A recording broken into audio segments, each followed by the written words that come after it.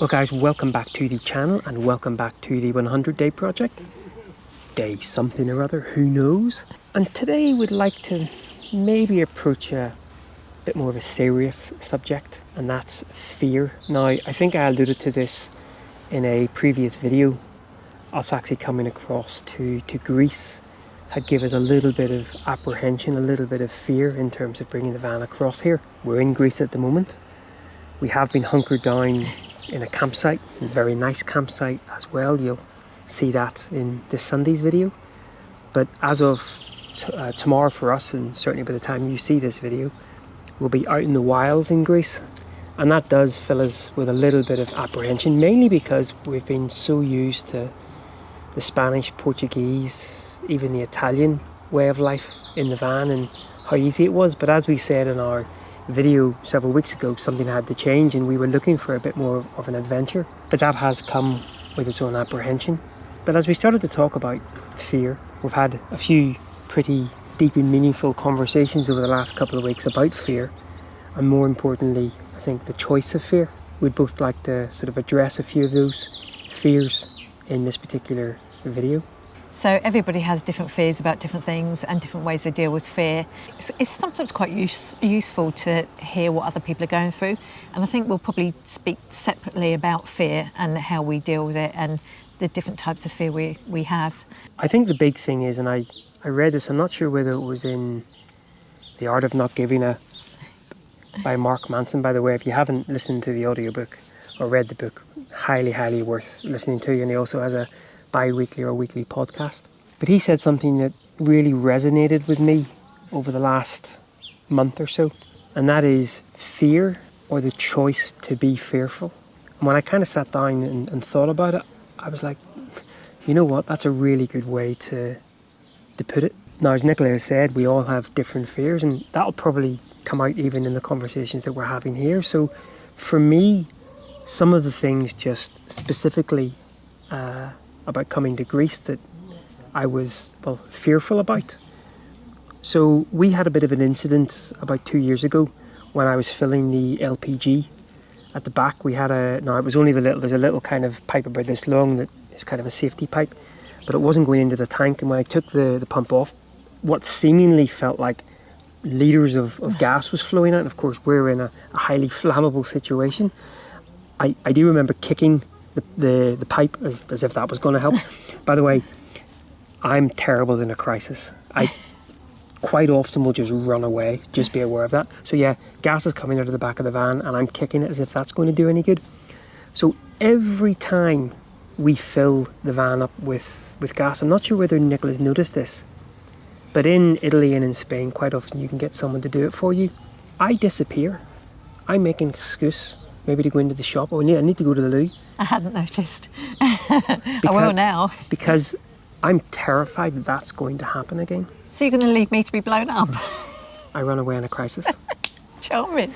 Again, specifically being here in Greece, we haven't seen too much of it at the moment, but of course there is going to be quite a few instances, I'm sure, with stray cats and dogs. And I think I said this in my 25 Things About Me video. I love dogs. I absolutely love dogs. But I also have a very fearful of them as well, to the point where I really want to get back to my long distance running. And I'm sure there's going to be some tracks around here and some routes around here that I could probably go out and do a long distance run. But fear is perhaps stopping me from doing that because I'm worried, what if I meet a dog on the track? I'm choosing to be fearful. There was no reason why. In fact, since then we've had the gas fixed, we've had it serviced, we've had the other bits and pieces done. I'm not saying it won't happen again, but I'm choosing to be fearful every time we go to fill up the van. I'm choosing to be fearful of a dog, out on my run. Now, of course, if I meet a dog on the run and that dog turns out to be vicious, then I'm afraid. And I think those are the separation between fear and the choice of fear. And if I let we filled up with gas in Italy, and with the warm conditions, we probably won't need to fill up again until 2-3 months' time. In the week leading up to me knowing that I need to fill the gas up, I'm fearful. But I'm choosing to be fearful there because I'm not sitting in a petrol forecourt with gas pumping out of the back of the thing or running off because there's gas coming out of our van. I'm choosing to be fearful. I'm not being attacked by a dog right now, but if I knew I was going off on a big long run later on today, I'd be fearful of the dog. So that's choice between choosing to be fearful and letting it ruin your day, and the actual instance when you're in the moment and being afraid. Fear is absolutely real, absolutely, but it's that whole choice of fear before anything has even happened. So for me, fear has become part of my everyday life, and that is really not a good thing. Now, my fear probably started with real events, being diagnosed with something that needed treatment but was successfully treated, being on a really bad flight where we hit clear air and we had a big drop in the plane. Situations where real things have happened have triggered now a irrational fear in my life. So I'm now fearful of everything that I do, everything that I feel a sensation of, pretty much everything I'm scared of. And that has built up over a number of years. And again, like Nigel says, I'm choosing to be fearful, but it's not something I'm actually in control of, which makes it very difficult to be calm and rational about things. And I'm finding that my good days are being ruined by my constant fear of life. I'm scared of life. And even though we're doing these amazing things, I'm not fully enjoying it because I'm constantly waiting for something bad to happen.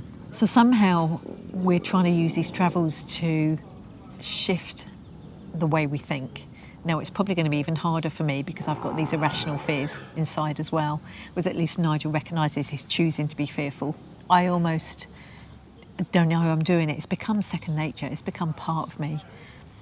But one thing I know helps is if we can be active, if we can go out on a really long hike and I'm seeing new things and I'm having good experiences like wildlife experiences or something like that, and I can dampen down those irrational fears. And actually then if something comes along which does test you, you almost can cope better because it's a real thing that's happening.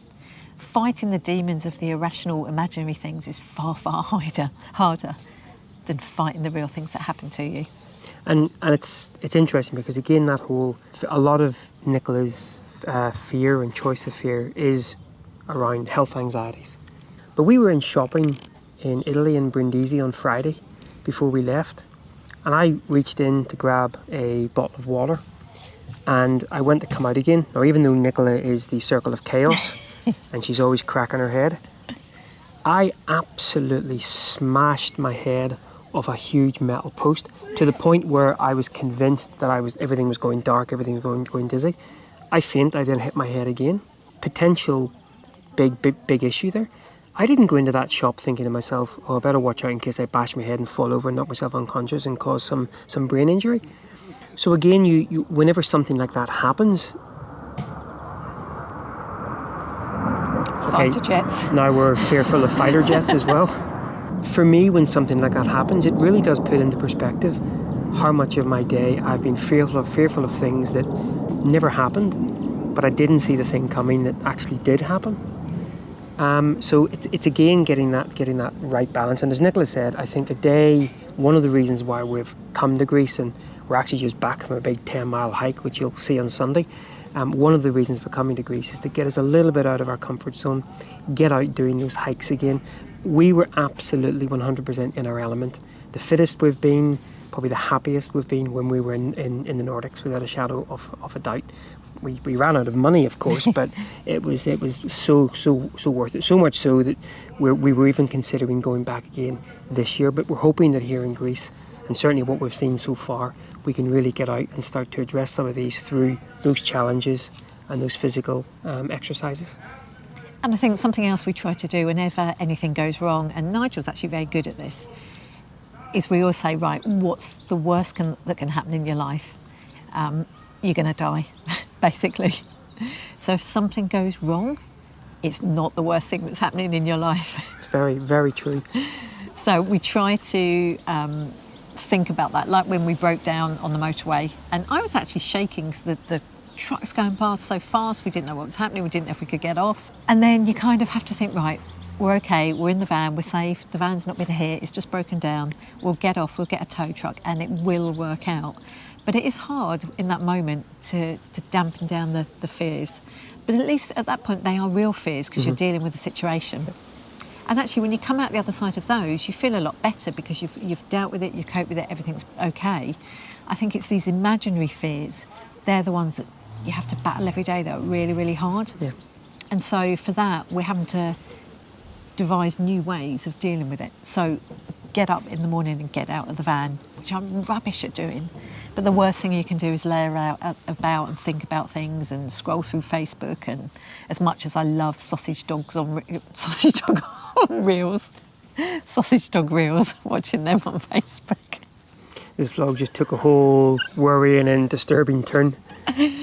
It doesn't help. So if I'm having bad thoughts first thing in the morning, the best thing I can do is get up, get out and do something. So it's doing that. It's finding interesting things to do. And that's where I think we've said in the past, we don't always like just going into towns because mentally it doesn't give, well, certainly me, the stimulation that I need to actually be active and focused. And even having a beer, as nice as that is, it doesn't really help the fear, I don't think. And on that point, I certainly over the last couple of months have used alcohol and beer a little bit too much to dampen those fears, which of course then does the complete opposite, because the following morning, not only are you feeling a little bit groggy and you maybe don't want to get out and do any sort of thing physical, but it does affect your mood and affect your kind of the whole anxiety side of things as well. So that's certainly something that we really want to kind of try. It's just far too easy, and although grease prices, goodness me, well, you'll see that on Sunday. But yeah, we're absolutely trying to kind of address the fears and the anxieties that we both have through other means, not just quick fixes, but definitely that physical. I mean, last year whenever we came back out of the Nordics, I was certainly in the best shape of my life. Well, not my life, obviously. You know, I think I was a bit fitter when I was 13, but definitely in the last probably 5 or 6 years, the fittest that I've been, certainly the lightest that I've definitely been. And over the last probably 4 or 5 months, for one reason or another, that has kind of slid a little bit. And so not only has that the added benefit of being good for you, but definitely doing those physical challenges and being outside more really does help us to battle the demon of fear. And I want to take this back even before our travels, back to the point we decided to sell up and do this full time. That was a flipping scary thing to do. Even though it's a false security thing, having a home and being surrounded by things you know and people you know, to me it made me feel safe. But safety didn't make me feel not scared. Certainly for me, I had this dilemma. Do we leave that security and go out into the unknown and see how we get on? Or do I stay as I am and try and make a life being scared every day? I don't want to be scared every day of my life. And although I still am right now scared every day, I won't lie, I am. I'm scared and I'm seeing the world. And I'm so glad we made that decision, because you can be scared of what travelling means, giving up your home, whatever. But I feel better being scared on the road than sitting in the same four walls, if that makes any sense whatsoever. Well, I think there's this statistic as well. There's a high percentage of people who die having their morning poo in their house. So all the safety in the world of their home, they still, you know, and absolutely, as Nicola said, it was several years ago. One of the reasons why I gave up a very lucrative and very enjoyable, I loved it, job in the oil business, was I realised that I was going to die. Not there and then, hopefully, but I was it's a subject that is very difficult to talk to with people, because even though it's the one commonality that we all have, and we're not even going to get into the whole concept of afterlife and reincarnation or nothing or whatever, but just this being human, the one commonality that we all have, we're all going to die. In 100 years' time, every single person in this campsite, every single person watching this here will no longer be here. Now you're really going to depress people. And that's where I started from. And I says, look, if that's the case, I want something different. Now, at times it has had the opposite effect, because it can sometimes consume you and you say, yeah, I'm going to die. Oh my God, I'm going to run away. But at the same time, for me, it's been a good place to kind of base things from. Because as Nicola said, if that's the worst that can happen, then breaking down on a motorway, or something happening in the van, or even kind of an issue with gas coming out, or a dog chasing after me, it's still probably not going to be the worst thing. So it is a very difficult subject to talk about. It's a very difficult subject to have a conversation with people about, because we're all sticking that in a box and almost imagining that it's not going to happen.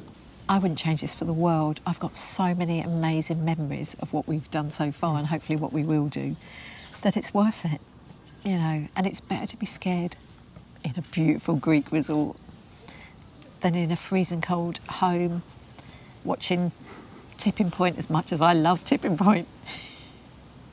Tipping Point. We even were watching Tipping Point. It wasn't No, Tipping Point, it was Deal or No Deal in some restaurant in Italy last week.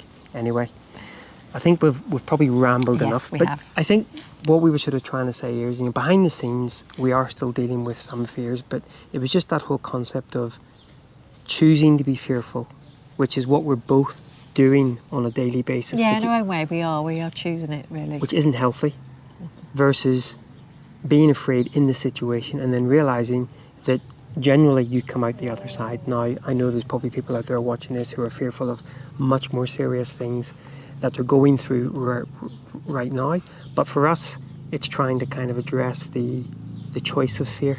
And as Nicola said, that's about doing the physical exercise, the challenges, and getting kind of out and about, and hopefully... And even if you, sorry to interrupt, but even if you are fearful, not letting it stop you. Yeah, and hopefully over these next couple of months, as we explore Greece, we'll start to address some of those.